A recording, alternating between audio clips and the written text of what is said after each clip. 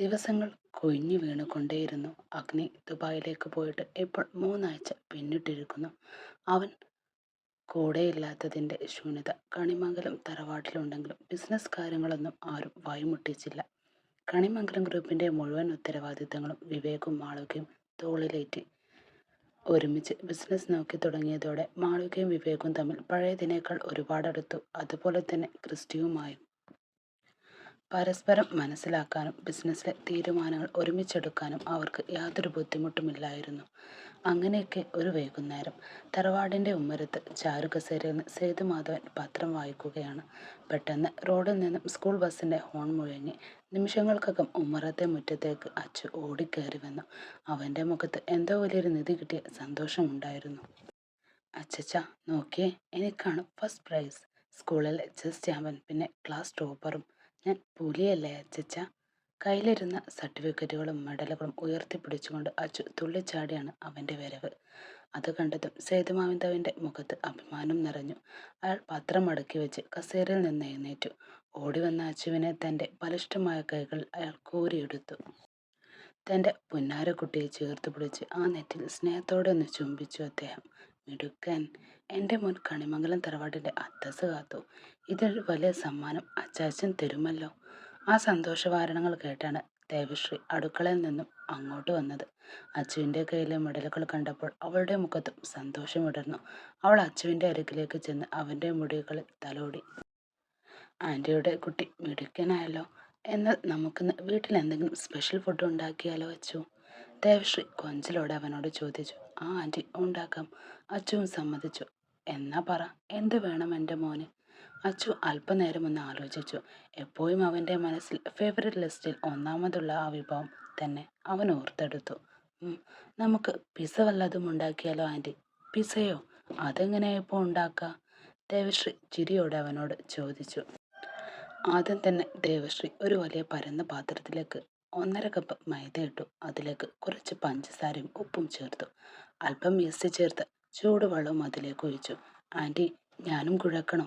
അച്ചു കൈകൾ നീട്ടിക്കൊണ്ട് ചോദിച്ചു. വേണ്ട മോനെ, ഇതൊരു അരമണിക്കൂർ ഇരുന്ന് പൊങ്ങി വരണം. അപ്പോഴേക്കും നമുക്ക് ചിക്കൻ റെഡിയാക്കാം.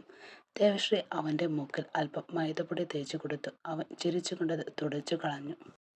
ഒരു ചെറിയ പാനിൽ അല്പം വെണ്ണയിട്ട് അതിലേക്ക് കുഞ്ഞു കഷ്ണങ്ങളാക്കി ചിക്കനും ഇട്ടു. കുറച്ചു കുരുമുളക് പൊടിയും ഗാർലിക് പൗഡറും ആവശ്യത്തിന് ഉപ്പും ഇട്ട് ദേവശ്രീ അതൊന്ന് പതുക്കെ വഴറ്റിയെടുത്തു. നിമിഷങ്ങൾക്കകം ആ വലിയ അടുക്കളയാകെ ചിക്കൻ്റെയും കുരുമുളകിൻ്റെയും ഗന്ധം പടർന്നു പിടിച്ചു.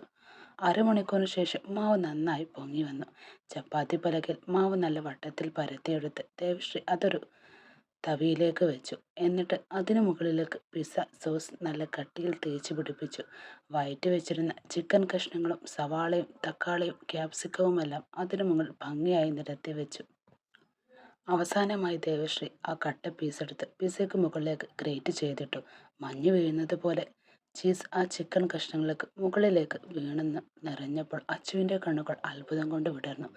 ആൻറ്റി, കുറേ ചീസ് ഇടണേ, അച്ചു കൊതിയോടെ ഓർമ്മിപ്പിച്ചു. ഇട്ടിട്ടുണ്ട് എൻ്റെ കുറുമ്പ. ഇനി ഇത് വേവിക്കണം. അടുപ്പിൽ വെച്ച വലിയ ചീനച്ചട്ടി ചൂടായപ്പോൾ അതിലേക്ക് പിസ്സ വെച്ച് പ്ലേറ്റ് പതുക്കെ ഇറക്കി വെച്ച് ദേവശ്രീ മൂടി വെച്ചു. ചെറിയ തീയിൽ ഒരു 15 മിനിറ്റ് വെന്തപ്പോഴേക്കും ചീസൊക്കെ ഉരുകി താഴേക്ക് പടർന്നു തുടങ്ങിയിരുന്നു.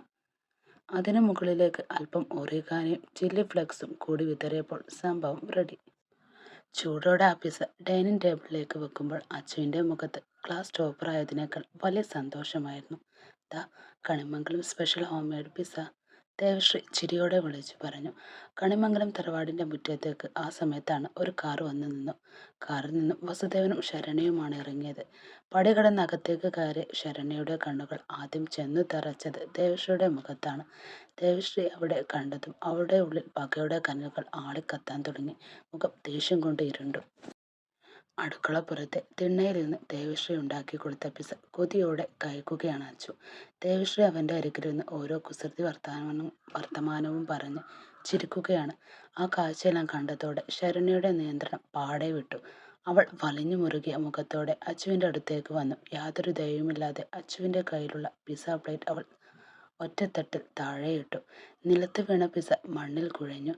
പെട്ടെന്നുണ്ടായ ആ ആഘാതത്തിൽ അച്ചു പേടിച്ചു പോയി. തൻ്റെ പ്രിയപ്പെട്ട പിസ നിലത്ത് കിടക്കുന്നത് കണ്ടതും അവൻ ഉറക്കെ കരഞ്ഞു നിലവിളിക്കാൻ തുടങ്ങി. എന്താ ശരണ്യെ നീ കാണിച്ചത്? ആ പാവം കുട്ടി ആഹാരം കഴിക്കുകയല്ലായിരുന്നോ? ദേവശ്രീയുടെ ശബ്ദം സങ്കടവും ദേഷ്യവും ഒരുപോലെ നിറഞ്ഞു. അവരുടെ ശബ്ദം കേട്ടാണ് സേതുലക്ഷ്മി ഉമ്മറത്തേക്ക് ഓടിയെത്തിയത്. നിലത്ത് വീണ് കിടക്കുന്ന പിസയും കരയുന്ന അച്ചുവിനെയും കണ്ട് അവരുടെ മനസ്സൊന്ന് പിടഞ്ഞുപോയി.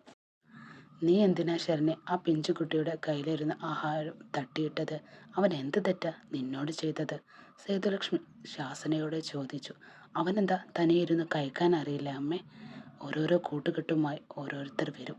ശരണ്യ പുച്ഛത്തോടെ ദേവശ്രീയെ നോക്കി പറഞ്ഞു. വന്നിട്ട് 2-3 ആഴ്ചയായി, ഇനിയും പോകാറായില്ല അവൾക്ക്. നിനക്ക് ദേവശ്രീയോടാണ് ദേഷ്യമെങ്കിൽ അത് അവളോട് തീർക്കണം, അല്ലാതെ ആ കുരുന്നിനെ എന്തിനാ നീ വേദനിപ്പിക്കുന്നത്?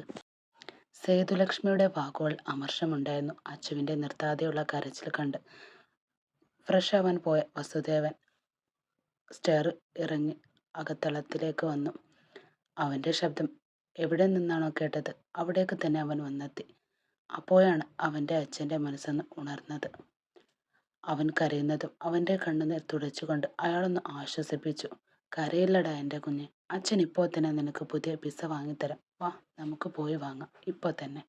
വസുദേവ് തൻ്റെ വണ്ടിയുടെ താക്കോലെടുത്തു. കരച്ചിലടക്കി പിടിച്ചുകൊണ്ട് അച്ചു വണ്ടിയിൽ കയറിയിരുന്നു. പക്ഷെ വണ്ടി സ്റ്റാർട്ട് ചെയ്യാൻ തുടങ്ങിയപ്പോൾ അച്ചു വസുദേവൻ്റെ കയ്യിൽ പിടിച്ചുകൊണ്ട് പറഞ്ഞു. അച്ഛാ, ദേവു ആൻറ്റി വന്നോട്ടെ. എനിക്ക് സ്കൂൾ ഫസ്റ്റ് പ്രൈസ് കിട്ടിയതിൻ്റെ സന്തോഷത്തിന് ഞാൻ പറഞ്ഞിട്ടാണ് ആൻറ്റി അത് വീട്ടിൽ ഉണ്ടാക്കി തന്നത്. പ്ലീസ് അച്ഛാ. അച്ചു അപേക്ഷിക്കുന്ന സ്വരത്തിൽ പറഞ്ഞതും അത് കേട്ട് വസുദേവ് ഒന്ന് ഞെട്ടി. അവൻ പതുക്കെ ദേവശ്രീ ഒന്ന് തിരിഞ്ഞു നോക്കി. തൻ്റെ മകനെ ഇത്രയധികം സ്നേഹിക്കുന്ന, അവൻ്റെ സന്തോഷങ്ങൾക്കായി അടുക്കളയിൽ നിന്ന് വിയർപ്പൊഴുക്കിയ ഈ പെണ്ണിനെയാണ് താൻ ഇത്രയും നാൾ അകറ്റി നിർത്തിയത്. അവളുടെ കണ്ണിലെ നനവ് വസുദേവന്റെ ഉള്ളുലച്ചു. ഒരു നിമിഷം പോലും അവൻ ചിന്തിച്ചില്ല. വസുദേവ് വണ്ടിയിൽ നിന്നിറങ്ങി ദേവശ്രീയുടെ അരികിലേക്ക് ചെന്നു. ശരണ്യയുടെ മുഖത്തേക്ക് നോക്കുക പോലും ചെയ്യാതെ അവൻ ദേവശ്രീയുടെ കയ്യിൽ പിടിച്ചു. വാ ദേവു.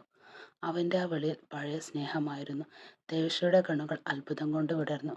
ശരണ്യയുടെ മുഖം ദേഷ്യം കൊണ്ടും അസൂയ കൊണ്ടും വലിഞ്ഞു മുറുകി നിൽക്കെ വസുദേവ് ദേവശ്രീയെ ചേർത്ത് പിടിച്ച് കാറിലേക്ക് ഇരുത്തി. ടൗണിലെ വലിയ ഹോട്ടൽ എയർ കണ്ടീഷൻ ചെയ്ത ആ തണുപ്പ് മുറിയിൽ അച്ചു തനിക്ക് മുന്നിലിരുന്ന വലിയ പിസ കൊതിയോടെ കഴിക്കുകയാണ്.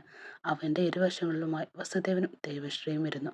തൻ്റെ ഉറ്റ സുഹൃത്തായ ദേവശ്രീ അച്ചുവിൻ്റെ ചുണ്ടിൽ പറ്റിപ്പിടിച്ച് ചീസ് തൻ്റെ സാരി തുമ്പുകൊണ്ട് തുടച്ചു കൊടുക്കുന്നുണ്ട്. വസുദേവ് തന്നെ അത് നോക്കി നിന്നു. സ്വന്തം മകനെ പോലെയാണ് അവൾ അച്ചുവിനെ കാണുന്നതും. ഒരു സുഹൃത്ത് എന്നതിലുപരി തൻ്റെ കുടുംബത്തെയും മകനെയും ഇത്രയധികം ജീവനായി കാണുന്ന ഈ പെണ്ണിനെയാണ് താൻ ഇത്രയും കാലം അകറ്റി നിർത്തിയത്. അവൻ്റെ കണ്ണുകൾ അറിയാതെ ഈറനായി. ദേവു.